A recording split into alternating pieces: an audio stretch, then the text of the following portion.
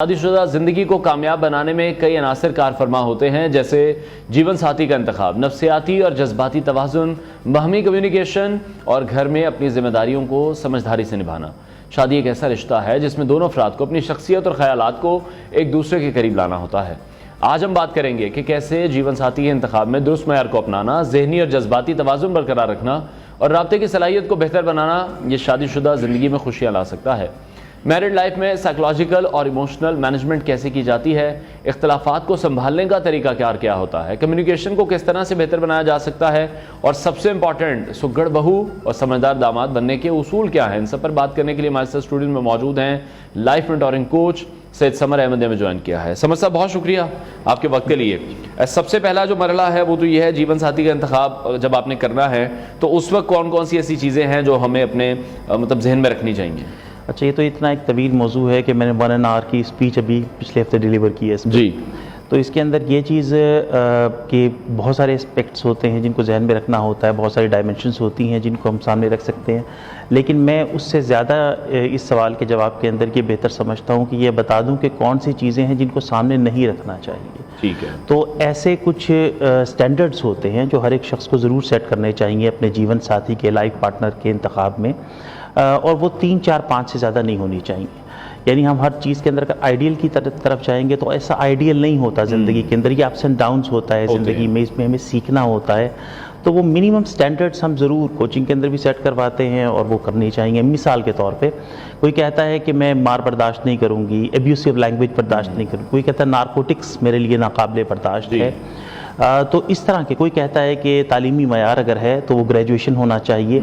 تو اس طرح کے 4 5 معیارات ضرور طے کر لینے چاہیے کہ جو ہماری باٹم لائن ہو، جس کے اوپر ہم کمپرومائز نہیں کریں گے۔ تو باقی کن چیزوں کو سامنے رکھنا چاہیے تو وہ تو بہت طویل موضوع ہے۔ ٹھیک ہو گیا۔ اچھا، دوسری طرف جب ہم دیکھتے ہیں کہ کمیونیکیشن گیپ بہت زیادہ ہے، ہمارے یہاں بات نہ کرنے کا رجحان بہت زیادہ ہے کہ آپس میں بات نہیں کی جاتی، اگر کوئی اختلافات ہو جاتے ہیں تو اس کمیونیکیشن کو کس طرح سے پھر بہتر کیا جائے؟ اچھا، اس کے اندر تو سادہ سا جواب یہ کہ کمیونیکیشن کی جائے۔ ٹھیک ہے۔ ہمارا بھی ہمارے ایک استاد ہیں اور دوست ہیں، پاکستان کے لیڈنگ سائیکالوجسٹ ہیں، ان کا میں آپ کو ایک واقعہ شیئر کر دیتا ہوں، بلکہ ان کی بات۔ انہوں نے کہا، ضیاء زرناب ان کا نام ہے، تو انہوں نے یہ کہا کہ 16 سال ہماری شادی کو ہو گئے ہیں اور اس 16 سال میں ایک دفعہ جھگڑا نہیں ہوا۔ اب یہ ایک بڑی غیر معمولی بات تھی۔ اختلاف اور چیز ہوتی ہے، جھگڑا اور چیز ہے۔ تو اختلاف نیچرل ہے، جھگڑا جو ہے وہ نیچرل ہے۔ اختلاف کو ہم کنٹرول نہیں کر سکتے، ڈفرینس آف اوپینین ہے، لیکن جھگڑے کو کنٹرول کیا جا سکتا ہے۔ تو ہم نے ان سے یہ پوچھا کہ جی آپ کے درمیان یہ جو 16 سال کے اندر کوئی ایک دفعہ جھگڑا نہیں ہوا تو وجہ کیا تھی؟ کہنے لگے جب ہماری شادی ہوئی تو اس وقت میں بھی پڑھا لکھا تھا، مسز بھی پڑھی لکھی تھی، تو ہم نے 2 ہفتے لگائے اس چیز پہ کہ ہم نے اپنی آئندہ زندگی گزارنی کیسی ہے، اور ہم نے اس کو لکھا ان چیزوں کو۔ ان میں سے ایک چیز یہ لکھی کہ حالات خواہ کیسے ہی کیوں نہ ہو جائیں لیکن ہم بولنا ترک نہیں کریں گے۔ ٹھیک ہے۔ تو وہ کہتے ہیں کہ صرف ایک یہ ایسا اصول تھا، ہم سب سے زیادہ پہلے جو چھوڑتے ہیں وہ بولنا ہی تو چھوڑتے ہیں، بالکل، پھر اس کے بعد اسی پہ غلط فہمیاں پیدا ہونا شروع ہو جاتی ہیں۔ تو اس لیے اگر صرف ایک اصول یہ سامنے رکھ لیں کہ ہاں کچھ ہو جائے ہم بولنا نہیں چھوڑیں گے، تو اور اس بولنے کے اندر ہم جذباتیت کا شکار نہیں ہوں گے تو ہم چیزیں آگے سلجھاؤ کی طرف جا سکتی ہیں۔ ٹھیک ہے۔ تو یہ ایک اچھا انہوں نے جو اپنا بھی قصہ سنایا اور لوگوں کے لیے بھی انہوں نے ایک اچھی اگزامپل سیٹ کر دی ہے۔ اچھا، شادی شدہ زندگی میں جس طرح سے جذباتی یا نفسیاتی توازن کی ہم بات کرتے ہیں، اس کو کس طرح سے پھر بیلنس رکھا جا سکتا ہے؟ اچھا دیکھیں، جو توازن ہوتا ہے نا، وہ ایک دوسرے کو اگر ہم اچھی طریقے سے سنیں، بلکہ ایک ہم سٹنگ جو ہے وہ سجیسٹ کرتے ہیں اور اس کے ابھی تک 100% رزلٹ ہے، اسے ہم نے اپنی زندگی کے اندر بھی اپلائی کیا اور اس کے ہمیشہ بہت اچھے رزلٹ لیے۔ اور یہ سٹنگ ہوتی ہے کہ آپ اپنی سہولت کے مطابق ہفتے کے بعد کر لیں، 2 ہفتے کے بعد کر لیں، مہینے کے بعد کر لیں، اور 15 منٹ، آدھا گھنٹہ، 45 منٹ، جتنا بھی آپ ٹائم لگانا چاہیں۔ اس میں 3 چیزیں بتاتے ہیں میاں بیوی ایک دوسرے کو۔ پہلی چیز تو یہ ہے کہ ایک دوسرے کے اوپر تنقید کرنے کے لیے، پوائنٹ سکورنگ کے لیے نہیں بیٹھتے، بلکہ ایک دوسرے کو امپروو کرنے کے لیے بیٹھتے ہیں۔ مطلب دونوں قریب ہیں، وہ ایک دوسرے کو امپروو نہیں کریں گے تو دنیا نے کرنا ہے کیا؟ تو یہ 3 چیزیں ہوتی ہیں، ایک شخص بتاتا ہے، دوسرا سنتا ہے، پھر دوسرا کہتا ہے، پہلا سنتا ہے۔ تو پہلی چیز یہ ہوتی ہے کہ آپ کے اندر وہ کون سی باتیں ہیں جو مجھے بہت پسند ہیں، تو یہ بتا رہا ہوتا ہے، ظاہر ہے اس سے حوصلہ افزائی ہو رہی ہوتی ہے۔ دوسرا پوائنٹ ہوتا ہے کہ وہ کون سی باتیں ہیں جس کے جو میں نے پچھلی دفعہ آپ کو توجہ دلوائی تھی اور آپ نے ان سے اگری کیا تھا اور ان کو آپ نے امپروو کر لیا. اب یہ بھی حوصلہ افزائی کی بات ہے. ٹھیک ہے.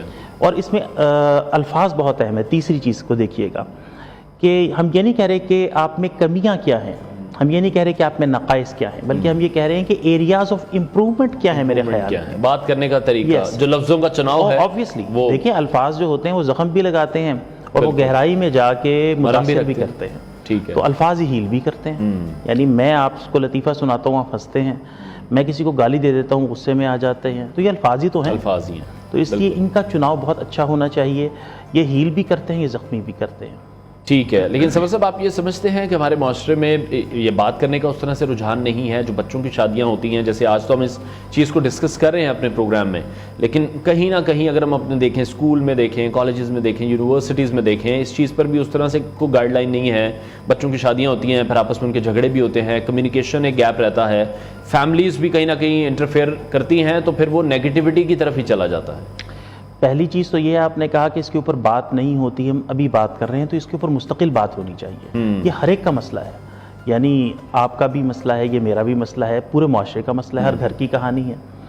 تو اس پہ مستقل پروگرامز بھی ہونے چاہیے, گفتگو بھی ہونی چاہیے, تاکہ ہمیں ڈائریکشن ملے. یہ ایک بہت بڑا گیپ ہے. دوسری چیز یہ ہے کہ یونیورسٹیز کے اندر اس حوالے سے ہم کوشش بھی کر رہے ہیں اور یہ ضرورت بھی ہے کہ کریڈٹ آر کورسز انٹروڈیوس کروائے جائیں.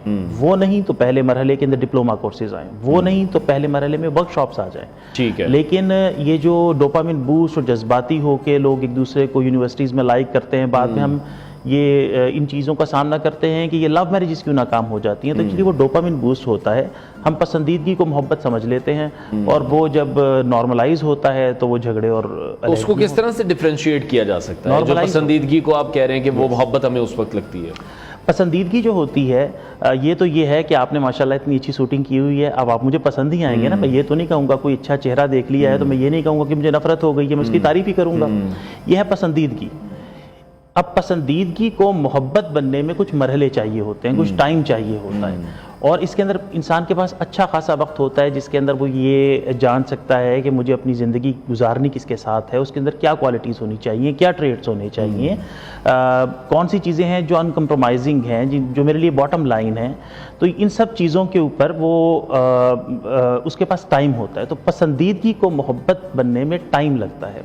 ہمارے یہاں پہ دونوں کو مکس کر دیا جاتا ہے, اور اس وجہ سے جو بھی ہمیں پسند آتا ہے ہم سمجھتے ہیں محبت ہو گئی. لوگ کہتے ہیں لو ایٹ فرسٹ سائٹ, تو بھائی یہ کچھ نہیں ہوتا. لو ایٹ فرسٹ سائٹ نہیں کچھ ہوتا. محبت جو ہوتی ہے وہ پسندیدگی سے آگے کی چیز ہے اور ٹائم مانگتی ہے. ٹھیک ہے. اچھا, اسی طرح